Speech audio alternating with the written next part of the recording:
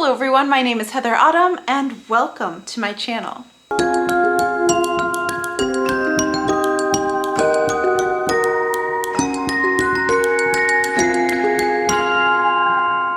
Have you ever been on a bad date or had an annoying coworker and you just look at them and you wonder what their head would look like if it was shrunk very, very small? No. No, that's just me? Okay, that's fine. Well, if you've ever wanted to have your very own shrunken head, this episode I'm going to show you how to do that legally. I should preface this with legally. So I actually became really fascinated by this back when I was a kid and I was going through my mom's jewelry box and I found this really kind of spooky looking apple shrunk head. And I always wanted to learn how to do that. It looked so unique and so cool. And a few years ago, I actually showed on my blog how to make these, but I wanted to kind of show a video of how to go about it. So in my past post, I used a different kind of apple. It was a little bit bigger and I forget the exact kind. I got some Fuji apples for this one and they are smaller, and I want to say that the smaller the apple, the harder it is to carve and the smaller it's going to be for the final project. So in this case, I would say experiment with different kinds. So the first thing you want to do is you want to go and take off the skin of the apple. That's not going to be needed. You're not going to carve with that on. Next, I have this carving set for pumpkins, but some of the tools are so small that I actually use them for these apples. But again, if you don't have these things, that's okay. You can use butter knives or any of the knives in your kitchen. And from there, you're gonna start carving out your face. Now this is kind of fun, and I would say,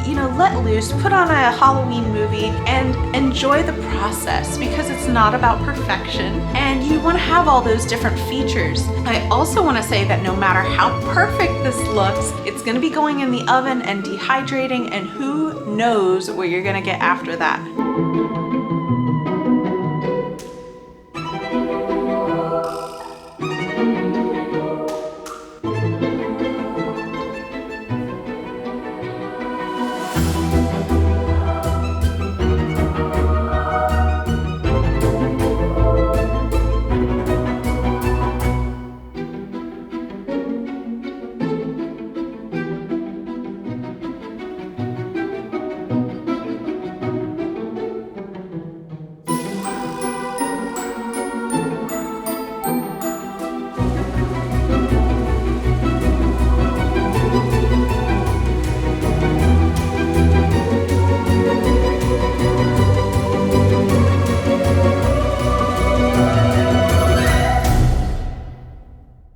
So the oven behind me goes to 170 degrees Fahrenheit. That's as low as it goes. And so I set it to that. I put my apples on a baking sheet and I popped them on and started setting hour-long timers.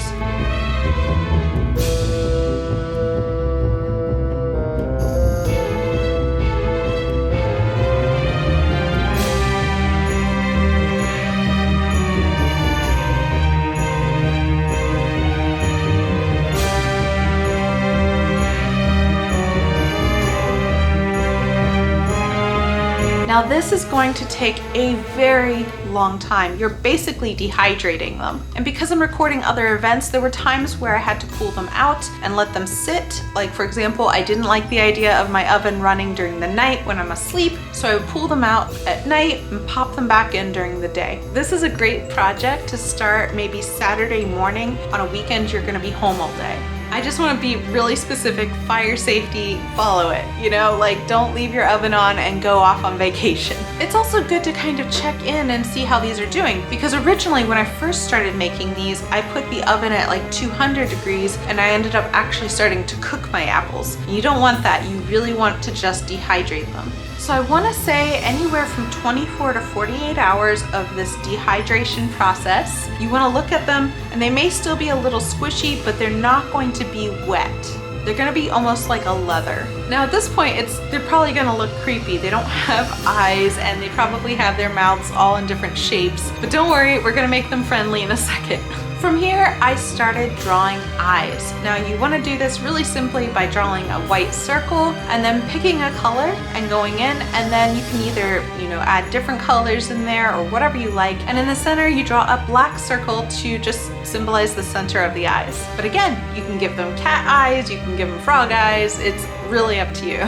Because these guys are shrunken heads, I also wanted to give them a nice set of teeth. And you can do that really simply by taking a pink or peachish colored pencil and just drawing a line, and then taking an off-white to a full white colored pencil and drawing underneath that. And that way you get the gums as well as the teeth part. Then you're just gonna cut those out, and you're gonna cut them just like you would teeth. Don't cut the pink part because those are the gums. And from there you could go and make them all straight. You could have ones missing, you can have them crooked, and all kinds of things. Again, this is completely up to you. Now for the eyes, it's pretty straightforward. You're just gonna go and open up the apple a little bit if it's pliable, and you're just gonna push that in there. You don't necessarily need glue, but it should just sit in there. Next, for the teeth, I like to actually cut a little bit of a line and then slide the gum area up there so it looks like it's actually coming out of the apple. But again, if you don't want to do that, or you feel like your apple doesn't need teeth, you can skip that part. And in the end, you should get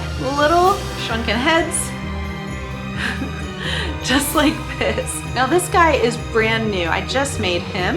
In the backs, you're gonna see that it's a little bit moist. He is kind of squishy, but again, he's new. He's not squishy in that he's releasing any juices. He's definitely a newer shrunken head. You can see he has some teeth. And of course, those eyes are just set in there. Now here's an example of one that didn't even get teeth, just because his mouth ended up being closed during the baking process. And don't be afraid if you mess up, because this was one I messed up on. And again, they make really unique faces. So over time, those are gonna oxidize. And what oxidation means is when something is exposed to the air. And when apples are exposed to the air too long, they turn brown. So over time, your apples might look like some of mine do. There's this one. These are all a few years old. Here is another that I did. And then this guy's probably my favorite.